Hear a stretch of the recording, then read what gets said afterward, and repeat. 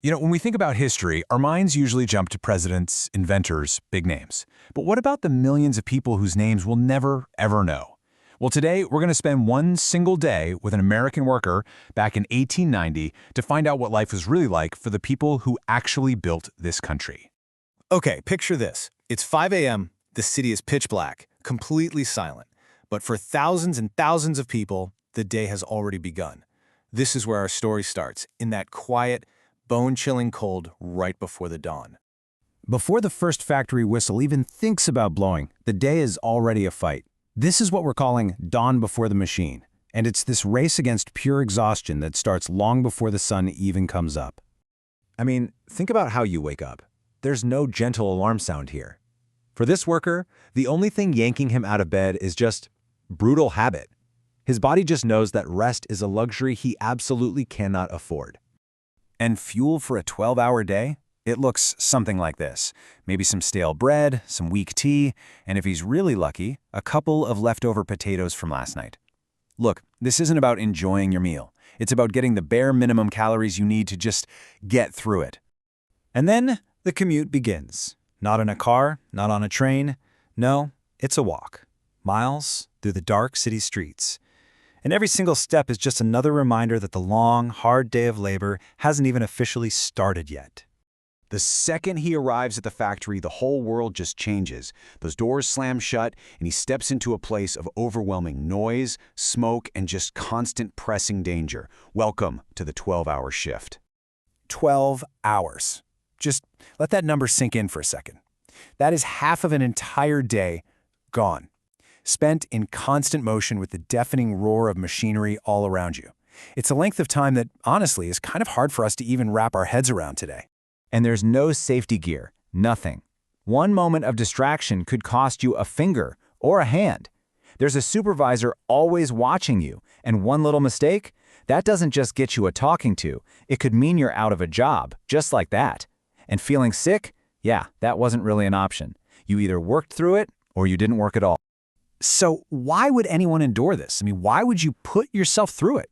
Well, the answer really just comes down to the simple, brutal economics of survival. It all comes down to a wage that was barely enough to live on. A whole life for $1.50. And that's the essential question, isn't it? For this level of risk, for this much exhaustion, for sacrificing your time and your health, what was the actual payoff at the end of the day? $1.50. That was it. That's what you got for 12 hours of absolutely brutal, dangerous work. And every single cent of that $1.50 was the difference between his family having food on the table or going hungry. But here's the kicker. Even that $1.50 wasn't a guarantee. A foreman could find you for making a mistake. The company could just decide to cut your pay without any warning. Sometimes the weekly payment just came late.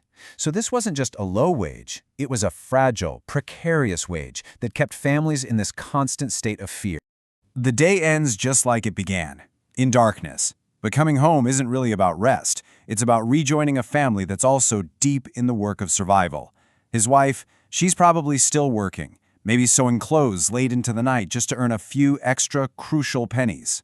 And the kids? They're not off dreaming about school or playing games.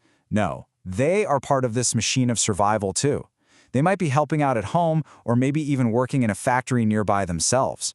For them, childhood is this idea that just fades away before it ever really gets a chance to begin. So you just look at the shape of the week, and the imbalance is just staggering. It was 6 solid days of this relentless, grinding work rewarded with one single day of rest. Sunday was maybe for church, maybe a slightly better meal, and just a brief moment to catch your breath before the whole cycle started right back up again. Now, it's so easy to look at this and just see one anonymous life from over 100 years ago. But this story, it didn't end in 1890. In fact, its unseen legacy is literally all around us today. This guy, he's never going to be famous. He and the millions of people just like him are footnotes in the history books, if that. Their names are just lost. They are the unseen, the uncredited engine of an entire era. But look at what he built. His hands, his sweat, his sacrifice. They laid the steel for the railroads. They raised the factories from the ground up. They literally built the cities that we now live in. He and people like him laid the very foundation of modern America. Every right we have as workers today, every safety regulation we just take for granted, every single weekend we enjoy, it all stands on the shoulders of his sacrifice. You could say our comfort was purchased by his hardship. And that really leaves us with a final thought, doesn't it? We are living in the world that they built. We enjoy the rights they fought and bled for, often without ever even thinking about their names.